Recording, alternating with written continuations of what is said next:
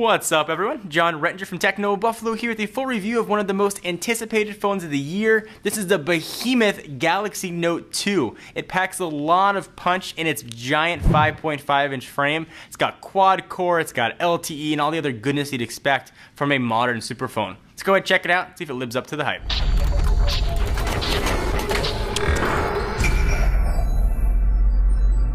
So we've broken up this review into 6 parts. We're going to cover call quality, hardware, software, fragmentation, size, and eventually come to a conclusion and a 1 to 10 Techno Buffalo score. So let's begin with call quality. If it doesn't make good phone calls, no matter what else it can do, it's not going to be of much use to you. The phone offers great call quality, and it sounds like Samsung has made huge improvements over the original Galaxy Note. I felt that at times it was hard to listen to callers on the other end with the original Note, but with the Note 2 I made a call at a very loud restaurant and I could hear just fine. Our mobile editor Brandon Russell's on the other end of the call and he didn't hear much background noise. Reception appears to be fairly decent as well. I live in an area that has some coverage issues, but I took phone calls without any of them dropping. The oddity that I experienced on the iPhone 5, the 1-second delay between when I answered and the person could hear me, appears to be gone on the Note 2. Speakerphone is also loud and clear as you'd expect from a phone that big. That's a feature that phone manufacturers seem to ignore from time to time. So you'll be able to make great phone calls on the Note. Let's go ahead and talk about hardware, and this thing packs a huge amount of punch. The phone is made of plastic, as have most Samsung phones of the past couple years, and that's kind of a bummer, but it's just a material Samsung, a lot of other manufacturers use to build phones. I don't think they're going to be going away from it anytime soon. That being said, the quality of the build is drastically improved over the original Note. It also feels and looks like the Galaxy S3 and includes the same hardware home button that is just bigger. So I really like the design of the Galaxy S3, and I think Samsung was pretty smart to stick with it. Consumers like familiarity, and people buy things they're used to seeing. In terms of build quality and durability, having used both the S3 and the original Note extensively, I believe the Note 2 will hold up a lot better than the original. The S3 and the Note both offer high gloss finishes with a replaceable back panel, so you don't have to worry about scratching. Since it's replaceable, you can always buy another one. I will say, however, the previous Note's back panel was quite flimsy and easily showed wear on its back after a couple months of use. It looks great visually, especially the chromatic flare of titanium gray model has. It also feels nice in your hands with its rounded corners. With a 5.5-inch display phablet in your pocket, you're going to have to deal with a bit of weight. The phone is definitely heavier than the iPhone 5, 3.96 ounces, but at 6.4 ounces, it packs a lot of size, speed, and battery. You can dispute the usefulness of TouchWiz and whether or not the S Pen is a useful tool or not, but it's really hard to deny how clear and beautiful the 5.5-inch HD Super AMOLED display is. With a 1280 by 720 resolution and a 267 ppi, the pixel density is lower than the iPhone 5 screen, 326 ppi, but it's still absolutely gorgeous. The Note 2 also packs a sturdier and less shatter-prone Corning Gorilla Glass 2 display. The device is pretty ready to take a few rounds of drops, slips, and hits, but don't recommend exposing it to any of those risks. One thing you have to contend with is how to handle such a massive screen. Samsung, as it did with the previous Note, gives you the option of one-handed shortcuts to help you use the device without both hands. One-handed operation gives you modes with virtual keyboards and ability to unlock with just one hand. Alright, let's talk about processor. This thing is an absolute screamer. It's rocking Samsung's own 1.6 GHz Exynos 4412 quad-core processor, and this thing does not disappoint. Pages and apps load quickly. We played through video games, A Little Bad Piggies and Frontline Commando, and I ran through them with quick load times and appreciated the awesome graphics performance. We ran the phone through a ton of different benchmarks. All of those are going to be in the link down below, and you can check them out on our written review. So with the phone this big and a quad-core processor and LTE, there's bound to be some battery drain. Let's talk about battery life. A device with as much processing power and display needs an equally impressive battery. Samsung added a whopping 3100 milliamp hour lithium-ion battery.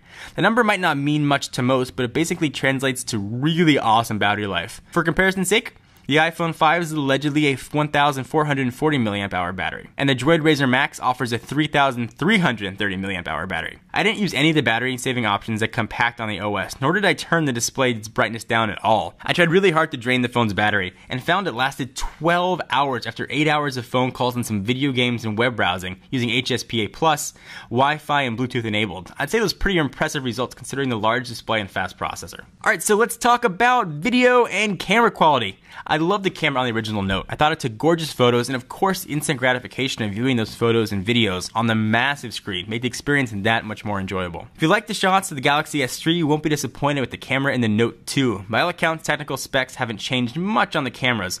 Both feature an 8 megapixel sensor, LED flash, 1080p recording, and sport a 1.9 megapixel front-facing camera. I can't say I noticed any difference between the photos between the Note 2 and the S3, but the Note 2 packs a few extra bells and whistles.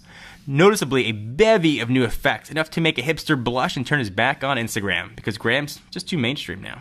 So next, let's talk about the S Pen. People either love or hate the S Pen. I believe that depends on whether you actually use it. I used to carry around my iPad everywhere and take lots of notes with the stylus. So for me, I like the idea of combining the best of a phone and tablet and being able to take written notes. Samsung's S Pen received a whole new makeover and is less round and doesn't feel as cheap as it did before. It's gotten a bit more rectangular and it feels more number 2 pencil-like. I like the way it feels versus the previous Note. If that felt too small and delicate for you, you'll like the way the Note 2s feel. Samsung clearly invested a lot of resources into the S Pen. It's something that definitely stands apart from other phones. We run through some of the key features in our written review. Link's going to be down below to check those out. So one caveat, we are not able to get LTE working on our unlocked Galaxy Note, despite the fact that it does have support for AT&T's LTE bands. After several trips to the AT&T store and about 45 minutes on the phone with AT&T support, we were unable to get it resolved. So our speed tests were done using HSPA+. We did find those speeds up to be relatively consistent with other HSPA+ speed tests in our area. All the carrier Galaxy Note 2, those that will ship on every major US carrier, will come with LTE working right out of the box. Alright, so next let's talk about Wi-Fi. The Note 2 comes with a dual-band Wi-Fi antenna that supports 802.11a, b, g, and n on both 2.4 GHz and 5 GHz frequency bands. The phone always maintained a solid connection and didn't experience any Wi-Fi drops during my test. It's also important to note that the Note 2 comes with Bluetooth 4.0. Tried it out in my car and it worked pretty well. Bluetooth 4.0 enabled me to seamlessly stream music even from Pandora to my car. It was a much smoother experience than with the iPhone 5, but could be dependent on the car and not the actual phone. Alright, next let's talk about software. This guy's rocking Jelly Bean right out of the box. I'm really excited to see devices start rolling out with Jelly Bean installed. We've talked about Jelly Bean's features, so I won't really go too deep into them. So a couple that I'll quickly note as my favorite are Google Voice Search and Google Now. Google Voice Search is the Android equivalent of Siri. Quite frankly, I like Apple Siri integration more than Google Voice Search. Still, I appreciate the UI and the less robotic sound of Google Search over Siri. I love Google Now's ability to foresee traffic delays, and I found that a really great personal assistant. We could really spend forever talking about the pros and cons for and against Siri and Google's own applications, but competition is great for these worthy competitors. I think these applications are still a few versions away from perfection, but as long as they keep getting better, I think we're all going to be pretty happy in a few years. S-Voice, however, seems like something Samsung should bring behind the barn and shoot. S-Voice does appear to be more accurate than on the gingerbread and ice cream sandwich versions of the Note. However, I do find it redundant to have a Google version of an app that does similar functions to Siri or Google Voice Search, but that falls very, very short. I prefer the purity of Android Jelly Bean. I think that most carriers and hardware manufacturers mess with the OS and add their own spin to it. The intention is, I'm sure, well intended, but in execution I find that features end up missing or totally botched. TouchWiz is definitely in the same category. I understand you get a few more morsels of features that Samsung adds to devices, but Jelly Bean can stand on its own without any meddling developers. However, in this iteration, I do appreciate a few TouchWiz nuggets. The ability to easily view 2 apps at once is incredible, and I love that I can pop out a video for viewing on the home screen, and the experience is still extremely smooth. Blocking mode is one of Samsung's many additions to Jelly Bean. It appears in the Samsung Galaxy S3's Jelly Bean update, as well as the Note 2, and is essentially the same functionality as iOS 6's Do Not Disturb feature. Motorola's variation, called Smart Actions, definitely does this the best, as it learns what you do and records these privacy settings. Both iOS and Samsung's TouchWiz versions require you to manually turn these settings on or off, which means it lacks the intelligent know-how of Smart Actions. So you can say what you want about hardware fragmentation across Android devices, but I feel developers have done a pretty awesome job integrating the Note 2's larger size.